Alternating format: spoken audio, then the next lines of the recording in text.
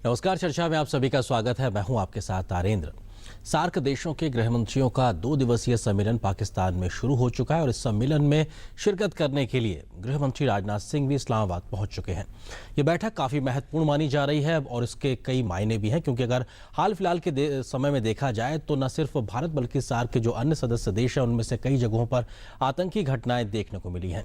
चिंता का विषय सिर्फ इतना नहीं है, बल्कि पाकिस्तान से दिखा जो देश है वहां से पनप रहा आतंकवाद भी एक चिंता का विषय बना हुआ है। तो कई सवाल हैं जिनके उत्तर खोजना बाकी है और इस प्रकार की बैठकों से कई प्रकार की उम्मीदें भी होती है कि आखिर जब इतने बड़े स्तर पे बैठक होगी तो क्या कुछ नतीजे निकल के आएंगे। इस मुद्दे पे आज हम कर रहे हैं चर्चा। 2 खास मेहमान हमारे साथ स्टूडियो में मौजूद है, उनका परिचय आपसे कराते हैं। मेरे बाईं ओर मौजूद है पिनाक रंजन चक्रवर्ती साहब। आप पूर्व विदेश सचिव रह चुके हैं। आपका बहुत स्वागत है सर हमारे साथ चर्चा में शामिल होने के लिए। इसके अलावा दूसरे खास मेहमान के बी प्रसाद, वरिष्ठ पत्रकार। आप दोनों से हम इस मुद्दे पे गहनता से समझेंगे आखिर किस प्रकार से ये जो सम्मेलन है जिसकी शुरुआत हो चुकी है वो कैसे फायदेमंद हो सकता है, कम से कम आतंकवाद, रक्षा और सुरक्षा जैसे मामलों को लेकर सार्क देशों के बीच में। लेकिन आखिर ये है क्या पूरा मामला, इस पे बैठक में किस प्रकार के मुद्दे उठ सकते हैं, इसका एजेंडा क्या है, इस बारे में एक रिपोर्ट देखिए। इसके बाद में इस चर्चा को हम आगे बढ़ाएंगे। केंद्रीय गृह मंत्री राजनाथ सिंह सार्क देशों के गृह मंत्रियों की बैठक में हिस्सा लेने के लिए 3 और 4 अगस्त की 2 दिवसीय पाकिस्तान की यात्रा पर जा रहे हैं। पठानकोट में हुए आतंकी हमले और कश्मीर में हाल के तनाव के बाद भारत की ओर से किसी वरिष्ठ राजनेता की ये पहली यात्रा है। हालांकि विदेश मंत्रालय पहले ही ये साफ कर चुका है कि गृह मंत्री राजनाथ सिंह की इस यात्रा को सार्क में भारत की भागीदारी के तौर पर देखा जाना चाहिए। इसके साथ ही विदेश मंत्रालय ने यह भी साफ कर दिया कि इस यात्रा के दौरान गृह मंत्री का किसी भी द्विपक्षीय बातचीत का कोई कार्यक्रम नहीं है। सार्क के गृह मंत्रियों की बैठक के आयोजन का निर्णय 2005 में लिया गया था। हाल की आतंकवाद की घटनाओं के परिप्रेक्ष्य में सार्क के गृह मंत्रियों का ये सम्मेलन और भी महत्वपूर्ण हो जाता है, जहां इस बार भारत कड़े शब्दों में सीमा पार के आतंकवाद को मिल रहे समर्थन का मुद्दा उठाएगा।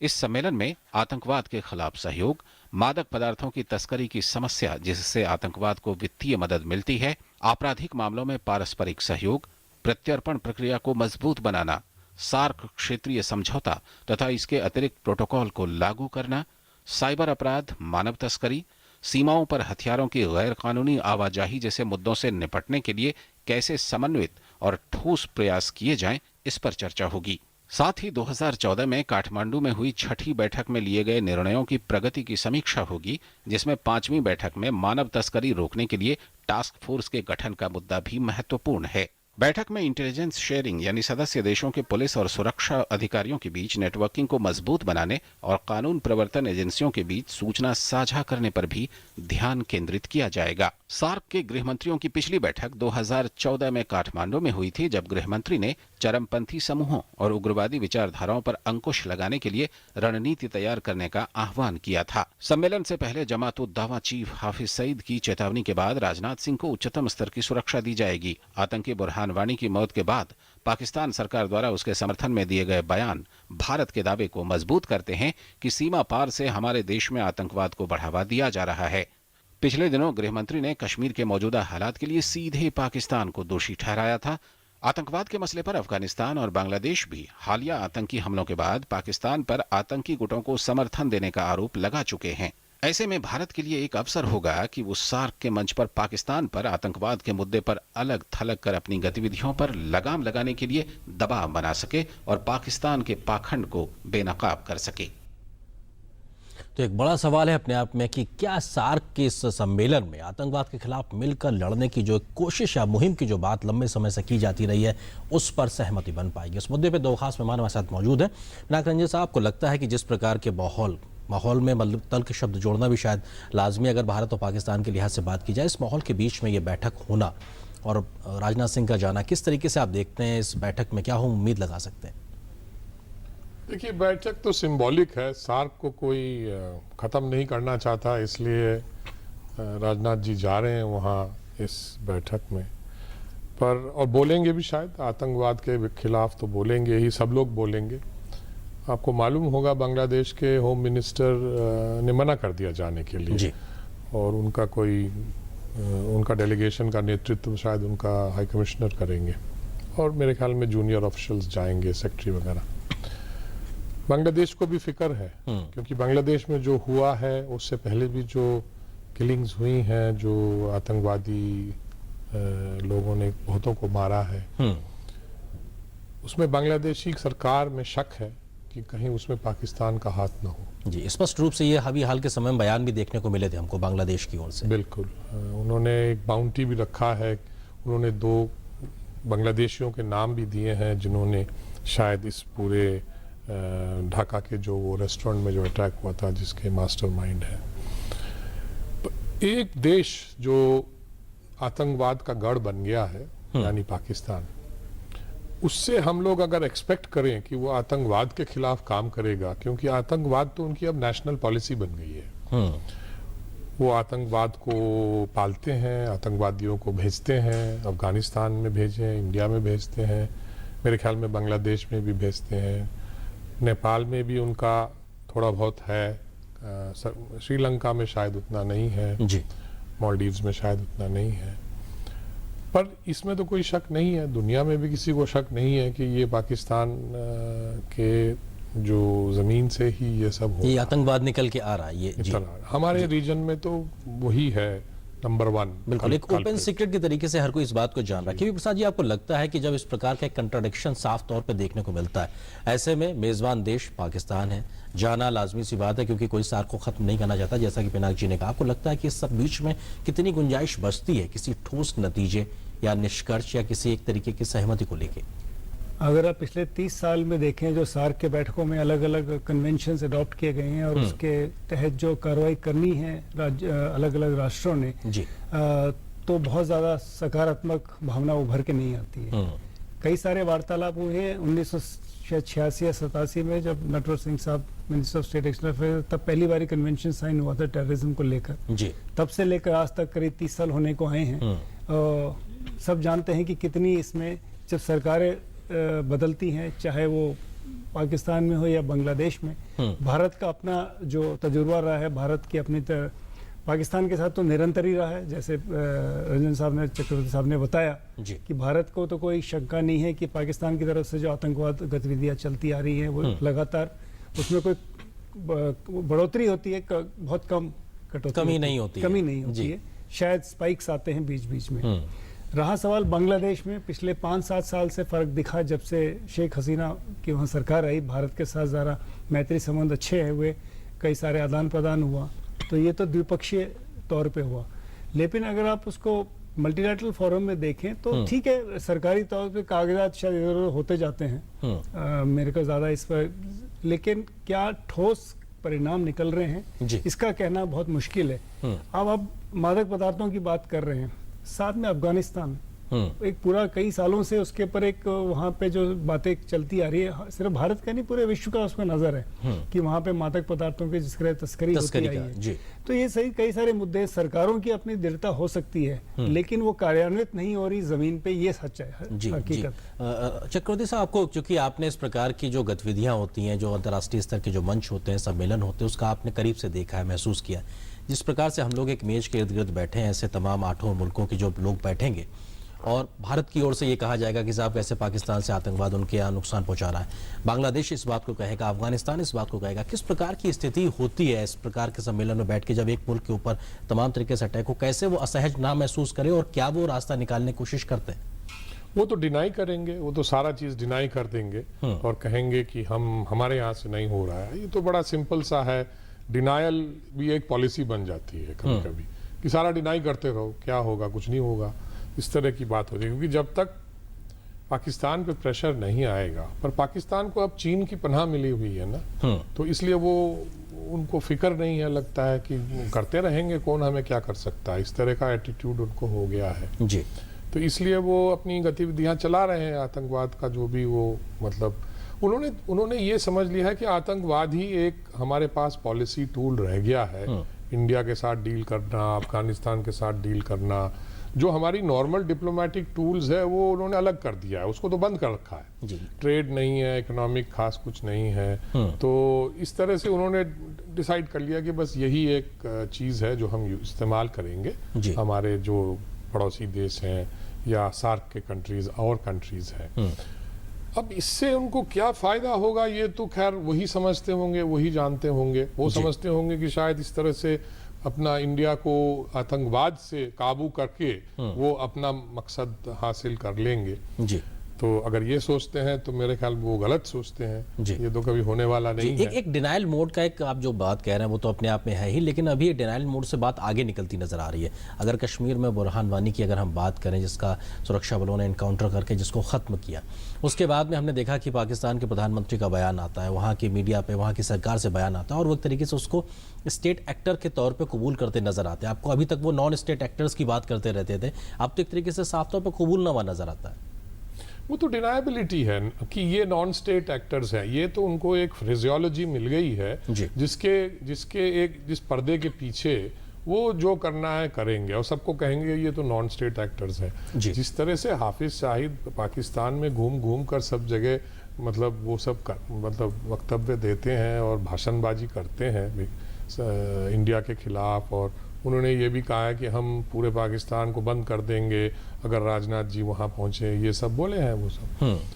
तो इसमें तो कोई शक नहीं है कि उनको पूरी छूट है वहाँ ये सब बोलने की, काम करने की। कभी कभी जब थोड़ा प्रेशर बढ़ता है, जब देखते हैं थोड़ा हद से बाहर हो जाते हैं, तब थोड़ा सा प्रेशर मतलब उस पर डाल देते हैं कि भाई कुछ दिन चुप रहो। जी के प्रसाद जी, आपको लगता है कि जिस प्रकार से हाफिज सईद को एक तरीके से बढ़ावा दिया और राजनाथ जी की इस यात्रा का भी विरोध करना है और पूरे पाकिस्तान में, ये भी अपने आप में दर्शाता है कि किस प्रकार की शह मिली हुई है और तमाम चीज़ें जो समय समय पे आती रही हैं, जो दर्शाती रही हैं कि कैसे पाकिस्तान की ज़मीन से आतंकवाद पनप रहा, उसका एक और उदाहरण देखने को मिल रहा है।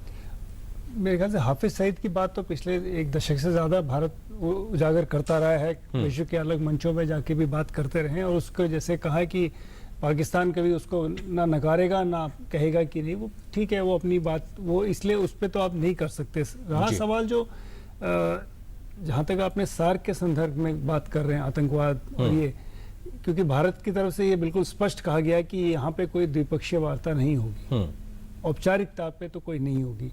भारत अपना पक्ष रखेगा और एक पक्ष रखने की जो बात कही जा रही है, जो एक ऑलरेडी एग्जिस्टिंग मैकेनिज्म है जी, उसके अंदर इंटेलिजेंस शेयरिंग का, इंफॉर्मेशन शेयरिंग का, उसके ऊपर भारत कोशिश करेगा कि उस पर लोगों को उनका नज़रिया दिखाएं कि भाई इसके तहत हम मैकेनिज्म को आगे बढ़ा सकते हैं। अगर वो होता है, इसमें दो तरीके, एक तो सार्क में चूंकि मल्टीलैटरल फोरम में बायलैटरल इश्यूज नहीं उठाए जाते, लेकिन अलग अलग मुद्दे छोटे छोटे लोग फिर भी कोशिश करते हैं कि अपनी अपनी बात रखें। चूंकि आतंकवाद से जुड़ा हुआ भारत भुक्तभोगी है, तो कई सारे उदाहरण और मसले रख सकता है बाहर। क्या एक मिसाल जो हुआ कि जैसे अभी काठमांडू में बात की गई, जब हमने ट्रांसपोर्ट को लेके बात कही कि भाई एक रीजनल कनेक्टिविटी में अगर जो हमारे साथ आ रहा है उनको लेके आगे बढ़े, BBIN जैसे चीजों की आप बात कर रहे हैं, सड़क के माध्यम से देशों को जोड़ना। तो उस तरीके से देखिए, बांग्लादेश और भारत के बीच में आज की तारीख में बहुत अच्छे संबंध हैं और बहुत अच्छे रिलेशनशिप है, खासकर आतंकवाद के ऊपर। भूटान के साथ भी पहले वाजपेयी जी के ज़माने में एक बहुत बड़ी कार्रवाई हुई थी, सबको मालूम है, वहाँ पे खड़े रह गए भारत के खिलाफ जब आतंक वहाँ पे ताकीद हुई। तो इस तरह से अलग अलग, मालदीव्स में भारत के अच्छे संबंध हैं, श्रीलंका में अब है। तो इस तरह से अगर आप अफगानिस्तान में भी एक, तो ये पहल हो सकती है, ये इस वक्त कहना मुश्किल है। लेकिन जैसे एक BBIN का एक मॉडल पेश किया, हालांकि वो एक सॉफ्ट मॉडल है और उसके पीछे लोगों के ज़्यादा उसमें वो है कि लोगों को ज़्यादा फायदा होगा। इसमें अलग किस्म का मॉडल है, इसमें सिक्योरिटी एजेंसीज और कई सारे इंटेलिजेंस एजेंसीज और जैसे आपने कहा साइबर सिक्योरिटी जी, तो कई सारे पहलू हैं। तो मेरे ख्याल से एक ये तरीका हो सकता है जिसमें आप पहल कर सकते हैं इसी बीच में से। जी, तो देखते हैं कि किस प्रकार की चीज़ें निकल के आती हैं इस 2 दिवसीय सम्मेलन से। इस चर्चा को हम जारी रखेंगे। फिलहाल एक छोटे से ब्रेक के लिए रुकते हैं, लेकिन ब्रेक के उस पार समझने की कोशिश करेंगे कि आखिर वो कौन से ऐसे बिंदु हो सकते हैं, कौन से ऐसे क्षेत्र हो सकते हैं जहां पर सहयोग की गुंजाइश बचती है और कैसे आपसी सहयोग के साथ में इस पूरे इलाके में, इस पूरे क्षेत्र में या सार्क कंट्रीज के बीच में एक शांति का माहौल स्थापित किया जा सके। फिलहाल एक छोटा सा ब्रेक।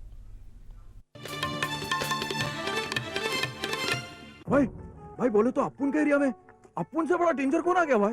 डेंगू और चिकुनगुनिया। बोले तो दोनों का गेम बजाते थे भाई। अरे पापा, कूलर में मच्छर की फैक्ट्री डाले है क्या? ड्रम, कूलर, गमले, पक्षियों के बर्तन वगैरह को हर हफ्ते साफ करने का। टायर, प्लास्टिक के कप, ग्लास, नारियल के खोल में पानी जमा न होने दे। डेंगू और चिकनगुनिया का मच्छर साफ पानी में पनपता है। मच्छर के काटने से बचे। बुखार हो तो पैरासीटामोल लेने का, एस्प्रिन नहीं।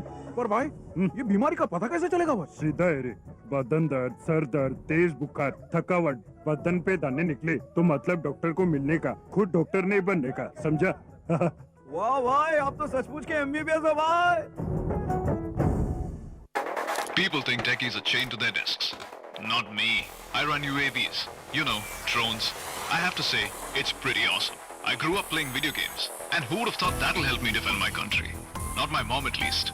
We get there first and see what's around the corner so that there are no surprises for the rest of the team. We go everywhere, working with the latest and the best technology. But no Facebook. We are India's most exciting workplace and we are making you an offer. The Indian Army. Live a life less ordinary. देखिए, बच्चा बीमार भी हो तो भी उसे टीके के लिए हर बार ले जाइए। अगर किसी वजह से दूसरी जगह भी जाना पड़े तो भी इसका ये जो कार्ड है, इस कार्ड को साथ ले जाए और टीके जरूर लगवाएं। 5 साल 7 बार, छूटे ना टीका एक भी बार।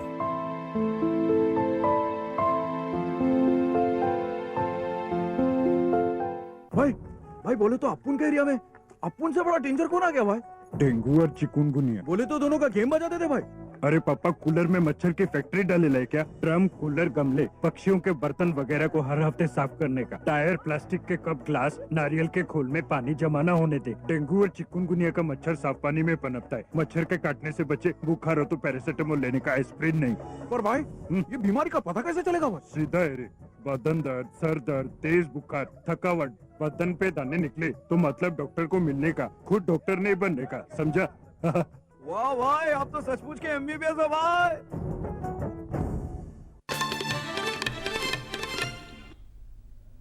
और इस छोटे से ब्रेक के बाद आप सभी का स्वागत है। आप देख रहे हैं चर्चा में और मैं हूं आपके साथ आनंद। आज हम बात कर रहे हैं कि किस प्रकार से जो 2 दिवसीय सार्क देशों के गृह मंत्रियों का सम्मेलन पाकिस्तान में शुरू हुआ है, किस प्रकार की उम्मीदें बनती हैं, आतंकवाद जैसे रक्षा सुरक्षा से जुड़े मसलों को लेकर सार्क देशों के बीच में सहमति बनने को लेकर। 2 खास मेहमान लगातार हमारे साथ जुड़े हुए हैं। मीनाक्षी, आपको लगता है कि जो पिछली बैठक काठमांडू में हुई थी और उस बैठक में लिए गए निर्णयों की समीक्षा भी इस बैठक में होनी है, तो आपको लगता है कि जो भी फैसले लिए गए, चाहे तमाम चीज़ों पर इंटेलिजेंस शेयरिंग की बात हो, मानव तस्करी जैसी चीज़ों को रोकथाम करने की बात हो, आपको लगता है कि इस पे जब प्रगति की बात आएगी तो कुछ तो खाका आगे बढ़ता नजर आएगा? देखिए, ऐसा बात नहीं है कि सारा ही नेगेटिव है। मुझे लगता है मादक पदार्थ जो है उस पे कुछ पॉजिटिव हो सकता है, पर हमको ये भी याद रखना पड़ेगा कि ये मादक पदार्थ की तस्करी से आईएसआई, पाकिस्तान का आईएसआई जो पैसा बनाता है वो फिर वो आतंकवादी जो गतिविधियां हैं उस पे लगाता है। तो इसलिए में उनका भी वहां पे प्रॉब्लम हो जाता है। इंटरेस्ट उनका कहीं ना कहीं, उनका इंटरेस्ट उसमें भी है कि अगर ये ट्रैफिकिंग बंद हो गया, अब जैसे फेक इंडियन करेंसी है वो पाकिस्तान बनाता है और इसी में इस्तेमाल करता है, टेररिस्ट को देते हैं कि भाई जब जाते हैं वो उनके हाथ में पकड़ा देते हैं। किंबा इंडिया में जो गतिविधियां हैं, जो ऐसे गुट वो तैयार करते हैं यहाँ पे जो एंटी इंडियन एक्टिविटीज में, तो उनको दिया जाता है फाइनेंसिंग के लिए। बच्चे और औरतों की जो ट्रैफिकिंग है उस पे तो मेरे ख्याल में होना चाहिए, उसमें इंटेलिजेंस शेयरिंग वगैरह। पर उसमें भी प्रॉब्लम यह आ जाती है कि जो स्मगलिंग चैनल्स हैं वो सारे चीज में इन्वॉल्व होते हैं। वो या ड्रग स्मगलिंग कहिए, या आतंकियों को रास्ता दिखाने का जो सिलसिला है, या फिर जो trafficking in women and children है, वो रूट्स जो वही हैं और जो लोग करते हैं वो भी वही हैं। अब उसी लोगों को अगर आप कहें कि अगर आप बच्चे और उसको ना करें और आप ड्रग्स करते रहें, इस तरह की जो मतलब बात होती है, तो उससे कहां तक फायदा होगा? पूरा बंद करना पड़ेगा unless you close the whole thing. वो ऐसा नहीं कि आप ये करते रहो और वो मत करो, क्योंकि उनको तो पैसे से मतलब है, तो वो अपना करते रहेंगे। जो माफिया है, स्मगलिंग माफिया, सभी चीजों में से लिप्त नजर आते हैं। प्रसाद जी, आपको लगता है कि जो आपसी सार्क देशों में आपसी प्रत्यर्पण संधि को लेकर भी बड़े लंबे समय से बात होती रही है, इस सब चीज़ों को लेकर भी कुछ उम्मीद हम कर सकते हैं कि सहमति बन सकती है? क्योंकि न सिर्फ भारत पाकिस्तान बल्कि अन्य देश भी जब बैठेंगे साथ में तो कुछ न कुछ नतीजे की ओर बढ़ने की कोशिश तो करेंगे। कोशिश करेंगे और करनी भी चाहिए, और अगर इस पे कोई सार्थक रूप में कोई चीज़ उभर के आता है तो ये बहुत अच्छी बात है। लेकिन इसमें कई सारे पेज फंस जाते हैं फिर वहीं आकर, क्योंकि आप प्रतिबद्ध संधि की बात कर रहे हैं, फिर वही आसपास इलाके में आप चलिए, चाहे वो पाकिस्तान हो चाहे इधर बांग्लादेश हो, तो बांग्लादेश जैसे ये संबंध जब दो सरकारों के बीच अच्छे संबंध होते हैं तो काफी काम वैसे हो जाता है। संधि हो नहीं हो तब भी हो जाता है। और अगर संधि होने के बावजूद आपके सरकारों के साथ संबंध अच्छे नहीं है, आप नाक रगड़ लीजिएगा, पूरे कुछ नहीं होने वाला उस पर। और कई सारे मिसाल हैं जिन राष्ट्रों के साथ आपके अच्छे संबंध भी हैं, और कई बार वहाँ पे कोई एक्सट्रेडिशन में भी एक प्रावधान है कि लास्ट में आकर अगर कोर्ट में भी हो गया, अगर पॉलिटिकल उसमें नहीं है तो कोई ना कोई वहाँ पे एक चीज फंस जाती है। गुंजाइश तो रहती है पॉलिटिकल कहीं ना कहीं पेच रोक दे। डिपोर्टेशन फिर लोग इसलिए कहते हैं आसान है, अगर चाहे सरकारें अगर सरकारों के साथ अच्छी कोऑपरेशन अच्छी चल रही है तो डिपोर्ट करना एक बारी को आसान होता है। एक्सट्रेडिशन में चूंकि लीगल प्रोसेस इतना लंबा होता है, वो सब करते करते फाइनली आके फिर भी उसमें पॉलिटिकल गुंजाइश रहती है ना करने की। ये संधियां बहुत अच्छी होती हैं कि एक इंटरनेशनल इश्यूज के लेकर आप लेके बात करें, लेकिन आपसी संबंध जितने मधुर होंगे जितने उससे बड़ा फर्क पड़ता है। पॉलिटिकल विल होना चाहिए। जी, आपको लगता है कि राजनाथ सिंह जब वहां पे अपनी बात को रखेंगे उस मल्टीलेटरल फोरम पे, क्या प्रमुख चीजें होंगी, किस तरीके से उनकी बात आगे आ सकती है? क्योंकि फिलहाल तो भी हम कयास लगा सकते हैं कि वो किन चीजों पे जोर देंगे। देखिए, आतंकवाद का मुद्दा तो सबसे पहले होगा, उसके बाद बाकी जो आपने मुद्दे हैं, जो ट्रैफिकिंग के हैं, एक्सचेंज ऑफ इंटेलिजेंस हैं, जो भी ट्रांस बॉर्डर क्राइम्स होती हैं जिस पे हम लोग बोलते हैं कि उस पे मदद होनी चाहिए, आपसी मदद हम करना चाहते हैं। पर जैसे हमने चर्चा किया है कि पाकिस्तान तो हर चीज में इन्वॉल्व है, तो उसको मदद करने का जो मोटिवेशन है वो नहीं है, क्योंकि वो तो उसका पॉलिसी टूल है कि ड्रग स्मगलिंग भी कराओ, शायद विमेन एंड चिल्ड्रन स्मगलिंग में शायद वो थोड़ा बहुत मतलब उसमें कुछ प्रगति हो सकती है, पर बाकी चीज में तो पाकिस्तान तो उसको रोकना नहीं चाहता ना, क्योंकि उनकी पॉलिसी टूल है।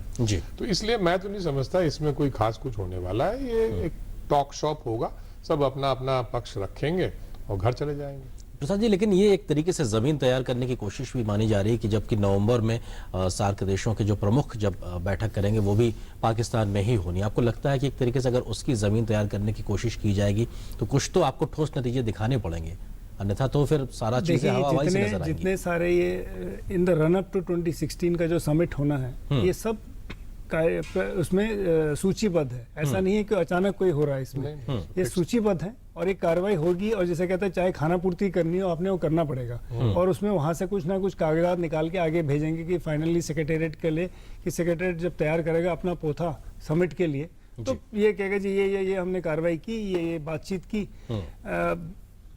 घूम के वहीं आता हूँ कि कार्यान्वित जब हो रहा है कितना ठोस हो रहा है। ये एक छोटे सा 2004 में पाकिस्तान की तरफ से ये जब वाजपेयी जी थे वहाँ पे डिक्लेरेशन हुआ कि भाई अपनी ज़मीन को इस्तेमाल नहीं होंगे टेररिज्म के खिलाफ। मुशर्रफ साहब जब वहाँ के शासनाध्यक्ष थे और राष्ट्रपति थे जी, उसके बाद आपने देखा कई सारे वारदात हो चुके।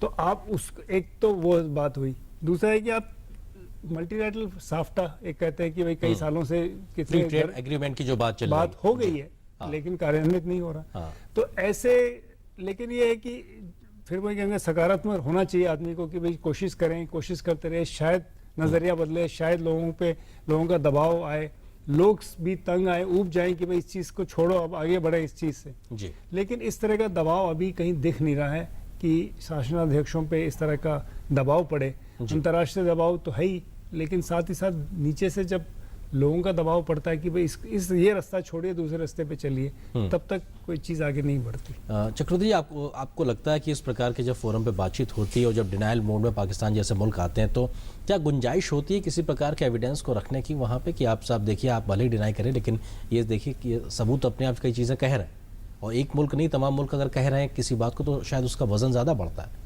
देखिए, सबूत तो हम बहुत दे चुके हैं, पठानकोट में भी उनको बुला के सबूत दे दिया है जी। यूएसए ने जो ट्रांसक्रिप्ट्स हैं वो भी पकड़ा दिए हैं।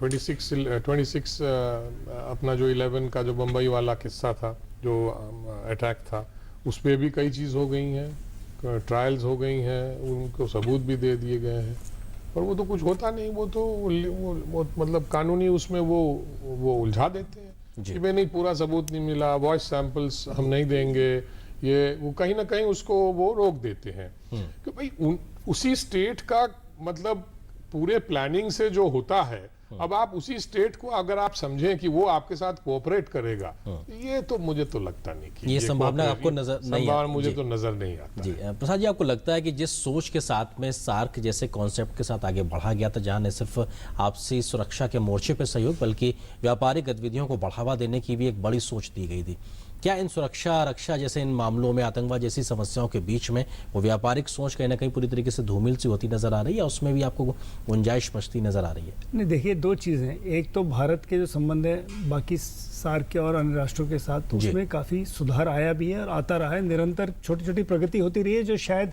हम उतनी सुर्खियां नहीं बनती हैं, लेकिन छोटे मोटे काम होते रहे हैं और लोगों का फायदा होता रहा है। लेकिन एक भारत और सार्क के साथ एक हमेशा एक जुड़ा गया है, भारत और पाकिस्तान के संबंध को लेकर सार्क पे एक ओवरहैंग रहता है हमेशा। और आपको याद होगा काठमांडू में भी जब पिछले सार्क का समिट हुआ था, पहले दिन सुर्खियां क्या बनी थी कि प्रधानमंत्री मोदी जी और प्रधानमंत्री नवाज शरीफ के बीच कोई बातचीत नहीं हुई। हाँ। तमाम सारी बातचीत और अन्य मुद्दों पे हुई, जब सेकंड हुआ तो भी हुआ। तो सारा तो ये आज से नहीं, 1987 से लेकर ये चलता आ रहा है, ये निरंतर प्रक्रिया है, कभी ऊंच कभी नीच, कभी आगे कभी पीछे होता रहा है ये। और इसके पीछे इसलिए एक मंशा रखी गई थी 87 में, 1900 जब राजीव गांधी के टाइम में परिकल्पना की गई थी कि सारे शासन अध्यक्षों का होना जरूरी है, अनिवार्य है, तभी समिट होगा, वरना अन्यथा नहीं होगा। तो पॉलिटिकल विल का कंट्रीब्यूशन कहीं ना कहीं रहे, ये कोशिश शुरू से रही, लेकिन उसके बावजूद आपने देखा है कि कहीं ना कहीं गतिरोध मिले हैं, बातचीत हुई है, लेकिन उसके बाद फिर हुई। जी चलिए, बात निकली है तो शायद कहाँ तक जाएगी देखना होगा। आप दोनों मेहमानों का बहुत शुक्रिया इस चर्चा में शामिल होने के लिए। तो जाहिर सी बात है कि भारत के लिहाज से अगर बात की जाए तो भारत ने इस बात को खासतौर से वर्तमान मोदी सरकार की ओर से इस बात को स्पष्ट तौर पर रखा गया है कि किस प्रकार से सार्क देश भारत के लिए महत्वपूर्ण है, न सिर्फ इस लिहाज से कि उनमें से तमाम मुल्क पड़ोसी हैं, व्यापारिक रूप से हमारे साथ जुड़े हुए हैं, बल्कि उनके साथ में कई प्रकार के लंबे ऐतिहासिक काल से नाते रहे हैं। और शायद इसीलिए प्रधानमंत्री मोदी ने जब उनका शपथ ग्रहण समारोह मई 2014 में हुआ तो सार्क के नेताओं को बुलाया था। और भारत की नीति भी कहीं ना कहीं देखते हुए साफ तौर पर मिलती है, नेबरहुड फर्स्ट, यानी कि जो पड़ोसी हैं वो पहले हैं। तो शायद इस प्रकार की सोच के साथ में जैसे भारत आगे बढ़ रहा है, अगर ये सोच उस सार्क के मेज पर कहीं ना कहीं अगर परिलक्षित हो और उसको हर कोई अपनाने की कोशिश करे तो शायद ठोस नतीजे भी इस प्रकार के सम्मेलन से निकल सकते हैं। तो आज चर्चा में बस इतना ही, लेकिन DD न्यूज़ पर खबरों का सफर लगातार जारी रहेगा। नमस्कार।